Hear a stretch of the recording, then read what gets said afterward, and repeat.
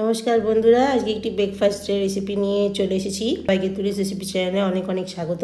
আজকে বানাচ্ছি সুজি দিয়ে ধোকলা আর বাদামের চাটনি। ভিডিওটি ভালো লাগলে অবশ্যই একটি লাইক করবেন, আর আজকের ভিডিওটা আপনাদের কেমন লাগলো সেটা কমেন্টেও জানাবেন।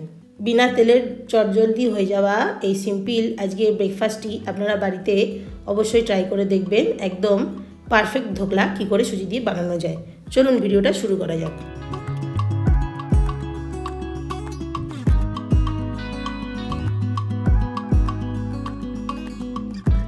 ধোকলা বানানোর জন্য প্রথমে সুজি নিয়ে নিচ্ছি 1 কাপ।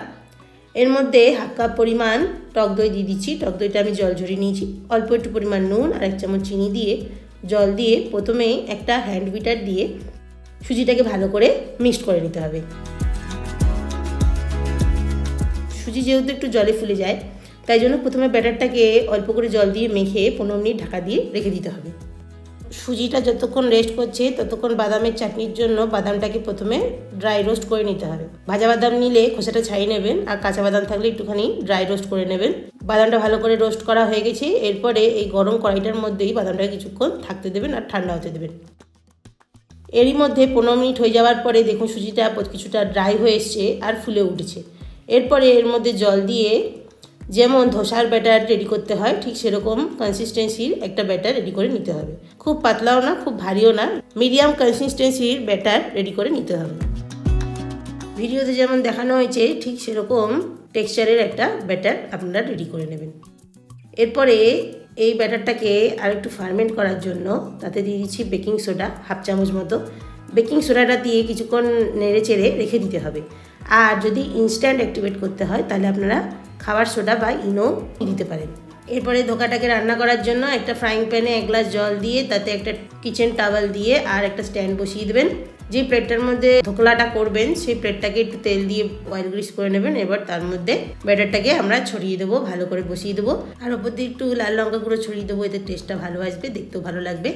এরপরে মিডিয়াম ফ্লেম করে রেখেছিলাম, দেখুন জলটা ফুটতে শুরু করে দিয়েছে। এই সময় স্ট্যান্ডের ওপরে প্লেটটা বসিয়ে দিতে হবে আর ঢাকা দিয়ে 15 থেকে 20 মিনিট ওয়েট করতে হবে যতক্ষণ না রান্নাটা রেডি হচ্ছে। এরপর ধোকলাটা গ্যাসে চাপিয়ে দিয়ে আরামসে এখন বাদামের চাটনিটা করে নেব।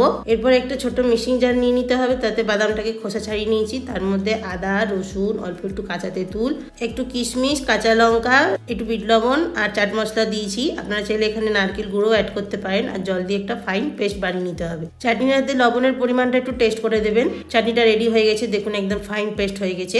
এরপরে এর মধ্যে তড়কা লাগানোর কাজটা শুধু বাকি রইল। চাটনিটা করতে করতে একটু জল খেয়ে এরপরে 15 মিনিট হয়ে গেছে, ধোকলাটায় চলে আসবো। দেখুন 15-20 মিনিট পরে ঢাকনাটা তুলে নেবেন।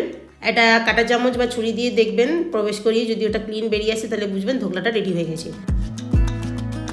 এরপরে ওকে ঠান্ডা হতে দেবেন আর ছুরি দিয়ে নিজের পছন্দ মতো সাইজ করে নিয়ে ধোকলাগুলোকে একে একে পাত্রে তুলে নেবেন। দেখুন কত সুন্দর ধোকলাটা হয়েছে, দেখতেও খুব সুন্দর লাগছে। এরপরে ফোড়নটা রেডি করে নেবেন।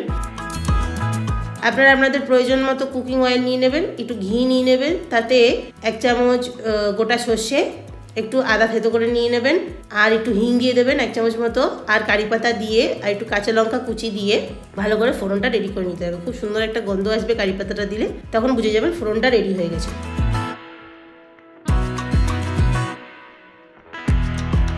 এরপরে চাটনিটার মধ্যে 1 চামচ ফোড়ন দিয়ে দেবেন, বাকিটা আপনি ধোকলার মধ্যে দিয়ে দেবেন, একবারে কাজ রেডি হয়ে যাবে। তাহলে আধা ঘন্টার মধ্যে ব্রেকফাস্টটা রেডি করে নেবেন। খুবই সহজভাবে, ঝটফট, কোনো পরিশ্রম ছাড়া, সবথেকে বড় জিনিস কম তেলে একটা হেলদি ব্রেকফাস্ট আপনারা রেডি করে ফেলতে পারেন। ভিডিওটি ভালো লাগলে অবশ্যই একটি লাইক করবেন, বন্ধুদের সাথে শেয়ার করবেন, কমেন্ট করবেন। সবাই ভালো থাকবেন, সুস্থ থাকবেন। Thanks for watching.